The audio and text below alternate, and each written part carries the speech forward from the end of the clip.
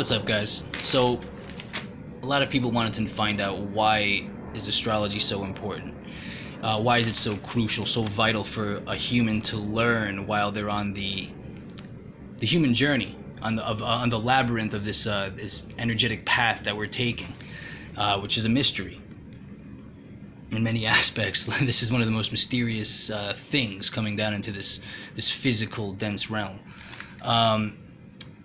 Essentially, astrology will help you answer the north, south, east, west of you, of your flesh body vehicle. Again, this is why they hijack the news. This is why they hijack the news and hermetically sealed what they feed us with propaganda and programming of so-called current events, whether orchestrated or just natural occurring. But it's the north, south, east, west. They're letting you know they got control of this program. Again, north being Norde, Midi being south, Orient being east, like Orion, Oriental, the dog star, Sirius, Canis Major, Canis Minor, and Orion, and Occidental, like OCC, occult. Occident sounds like accident, or Occidental sounds like accident. Like left hand path is west, the setting sun, right? Autumn, and it's got that sinister nature, like sinistare means left hand path, west. Anyway, so learning your north, south, east, west of your birth chart is very, very, very crucial. Not only while you're alive to learn how to navigate, because you want to look at the current transits, solar arcs, progressions are very important. Check out your human design charts, look at your Vedic nakshatras, and so many things. Your draconic chart you can look at, evolutionary astrology, tropical asteroid points, Chiron. There's many things that you want to check out. Progress charts are very important too. Current transits, of course, zodiacal releasing. Those are a bunch of methods how to map the energy that's passing through you, with you at the center. This is a snapshot of January 14th, 1984, 10:38 p.m. In Manhattan, New York. So, this is important for life, but it's also important when you die, when a person passes on to the other side, and consciousness leaves the dense physical body, immediately into the etheric double.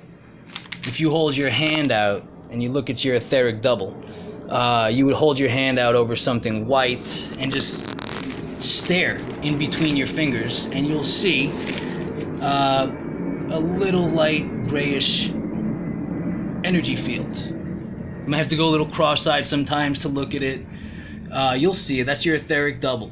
Now, what scares me is all the iron that we're eating in our foods, and that, other heavy metals that's being sprayed to us is trapping us onto the gridiron.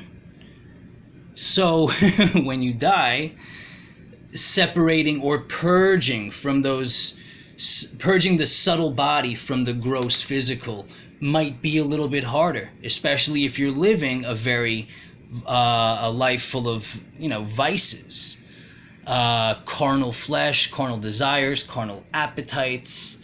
I was shooting heroin for 13 years. I got a Chiron in the 8th house. I have, quite a few things going on. Moon next to Rahu. I have a packed Scorpio house in a fixed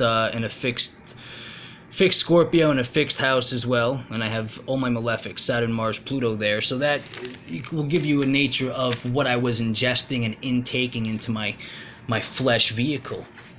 The point is, when you pass on, you want to become a Vimana engine. All right, you want to become a Vimana engine, like when you purge, you want to be like the pyramid. Like purging is purgatory. When you're in purgatory, the body is trying to separate and leave and transmute that physical grossness. This happens in the once you go to the etheric double.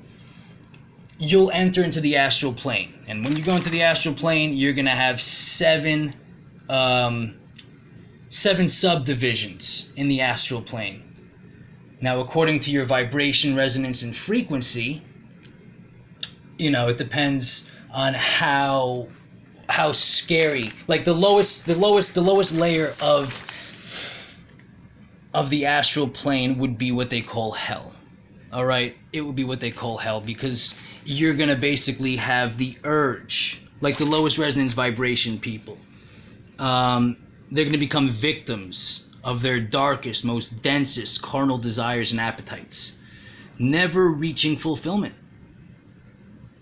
The astral body from there, your astral body will rearrange into subtle body and try to purge. Again, purgatory is also known as that, the purging process. And you're going to see some things of maybe that you might not like. You're going to experience some things, but don't forget, you have to axe it. You have to accept it.